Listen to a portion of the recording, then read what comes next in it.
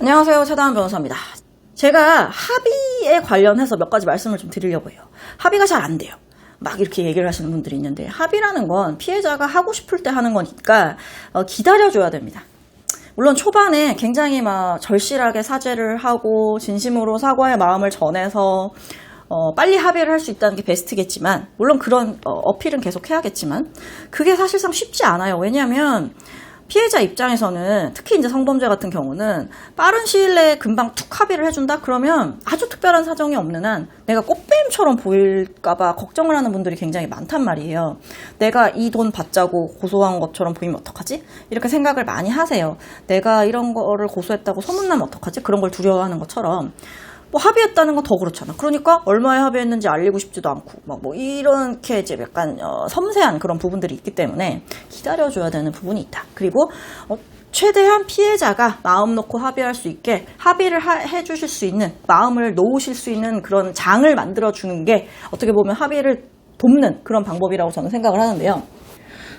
많은 변호사들이, 제가 많은 변호사라고 하는 거는 상담을 하다 보면 그 분이 많은 변호사랑 상담을 했더니 이렇게 얘기를 했다, 이렇게 얘기를 하기 때문이에요. 자, 합의를 하는데 제가 뭐라 그랬냐면, 자, 이제 변호사님, 저한테 이제 퀴즈를 내듯이 물어보신단 말이에요. 자, 이제 남은 건 합의입니다.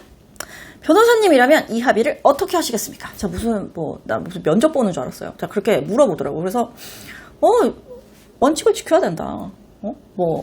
이런 절차, 자, 법원에서 생각하는 이런 절차, 혹은 검찰에서 생각하는 이런 절차를 통해서 해야 된다. 그리고 그런 절차는 변호사가 알아서 해주는 거다 라고 얘기를 해줬더니 5군데를 자기가 상담을 했는데 나만 그렇게 얘기를 했대요.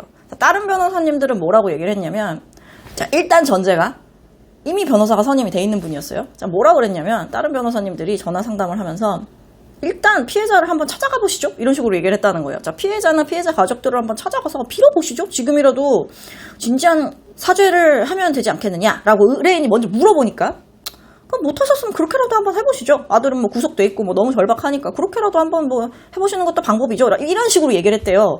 제가 절대로 하지 마라 그랬거든요. 그랬는데 다른 변호사님도 그렇게 얘기를 했었대, 다. 근데 찾아가지 마라, 그런 식으로 하지 마라라고 얘기한 게 제가 처음이었다는 거예요. 그래서 전 너무 충격을 받았어요. 왜냐하면 그렇게 하면 안 되거든요.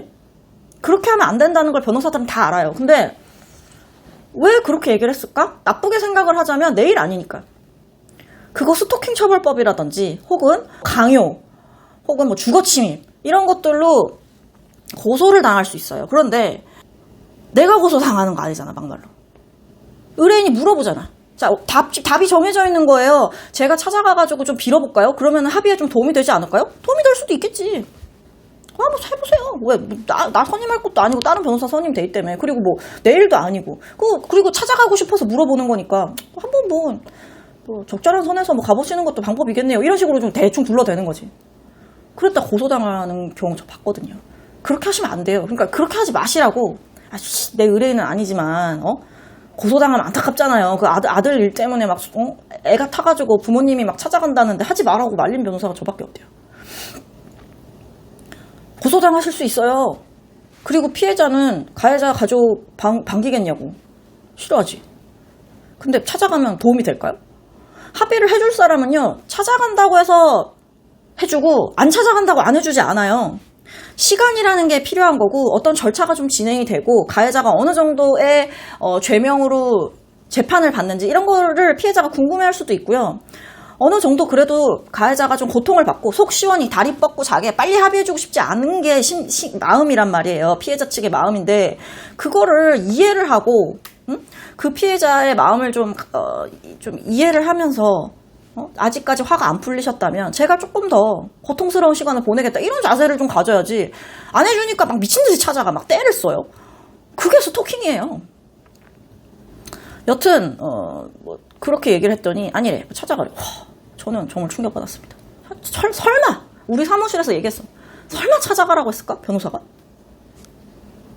근데 간혹 그렇게 본인이 원하는 말을 해주는 변호사를 의지하고 그 말을 믿고, 최다은 변호사는 합의에 별로 적극적이지 않은가 보다, 뭐 이런 식으로 얘기를 다 본인 생각해서 하는 거고, 나머지 절차에 관한 부분이나 절차에 맞게끔 진행하는 거를 변호사가 다 알아서 해준다고까지 얘기를 했는데도 어쩔 수 없죠.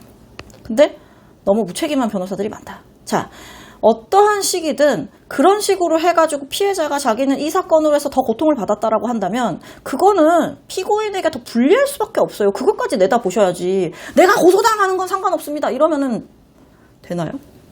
뭔가 사람이 위기에 처해 있으면요, 시야가 좁아진단 말이에요. 그러면 안 돼요. 그러면 자꾸 시야를 넓혀주고 한 템포 멈추게 하고 심호흡 한번 하고 가게끔 도와주는 게 그래도 변호사인데, 그러지 않고 막 바쁘잖아. 나 다른 사건 막 해야 되고 신권 상담도 해야 되고 막 이러는데, 뭐 한번 해주세요.